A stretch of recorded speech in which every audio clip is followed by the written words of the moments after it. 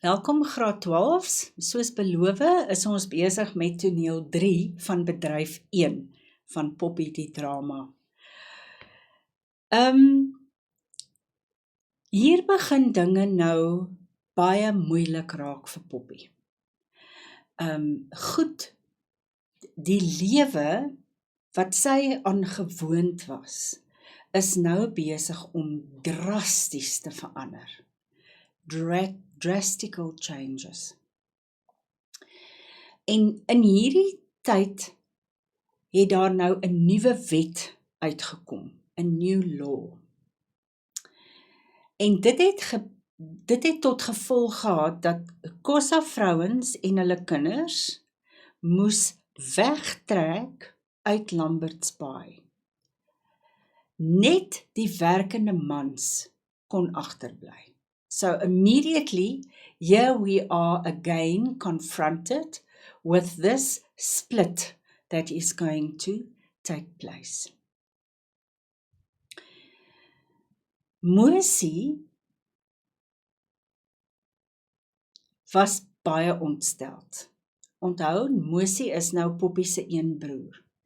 Want hy het vir 12 jaar het hy basies in Lambert's Bay gebly en gewerk. Hy het by die vulstasie gewerk, hy was by 'n college, en dit was eintlik so verskriklik onregverdig wat hier gebeur het. Poppy se eerste gedagte was, wie gaan nou na ouma Hannie en haar eerste baba se grafte kyk? Wie gaan daai grafte versorg? En ekskuus, hier is 'n fout, dit moet 'n S wees.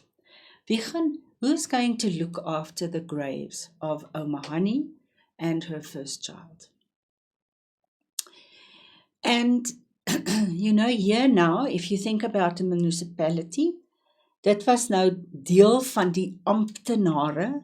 Can you remember this word from one of the previous lessons? Die amptenare was 'n simbool van die apartheidsstelsel. En hierdie mense moes die wet toepas. So, wat het hulle gedoen? Hulle het die huise aan die brand gesteek. Today we have the rooi mure wat mense se huise uitmekaar uitpluk en wegry. So, the question is, how much actually changed?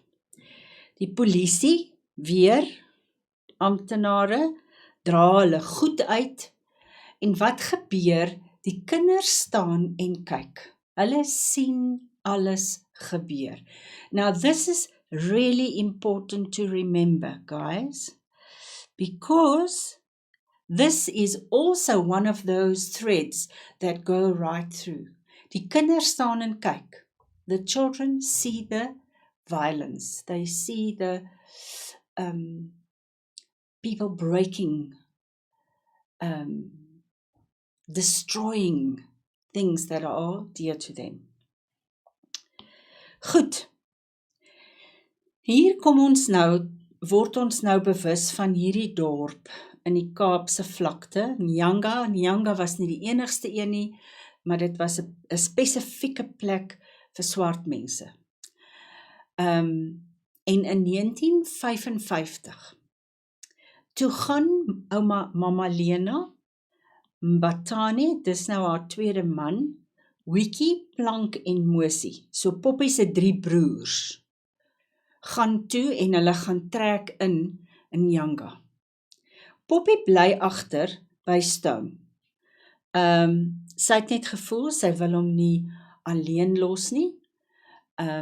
Sy wil by hom bly, sy wil hom versorg, she wants to look after him.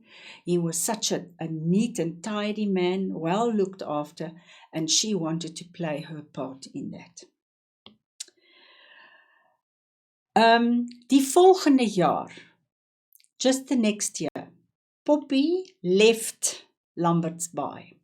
And here, can you remember, I said to you, you must remember this, sy verlang na haar ma en haar broers.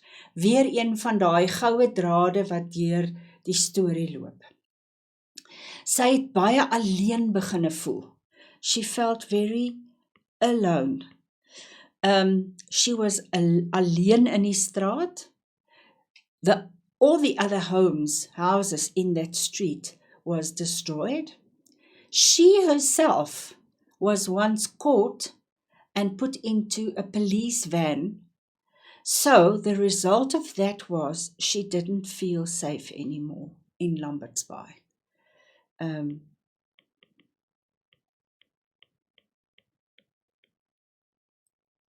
Oei.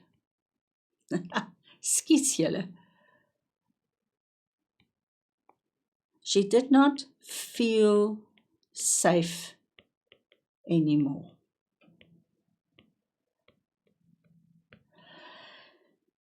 Up to this point, Poppy didn't know about the paswette. She didn't know that there were laws like that. Only when she came into back to her family, to her mother and her brothers, did she learn about paswette.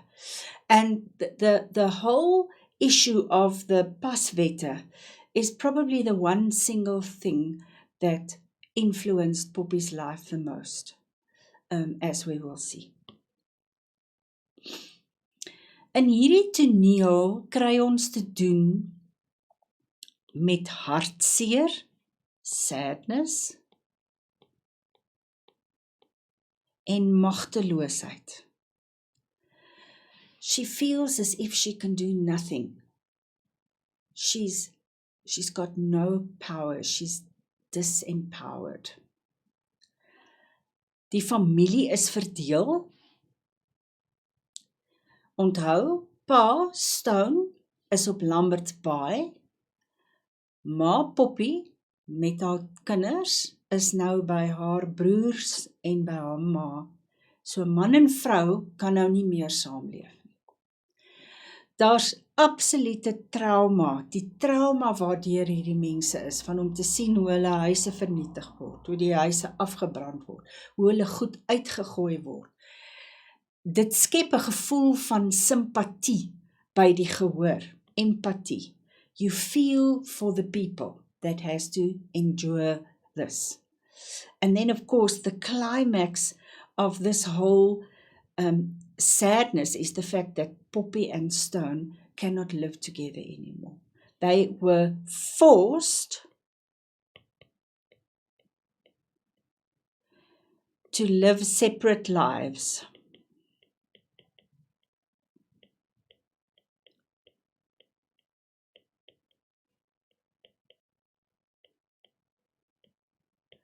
Is dit nou reg? Nee. That one must go out. Sorry. Okay.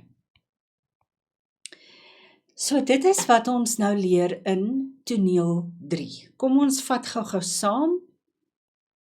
Hierdie is ook, het ons van tevore al bespreek. Goed.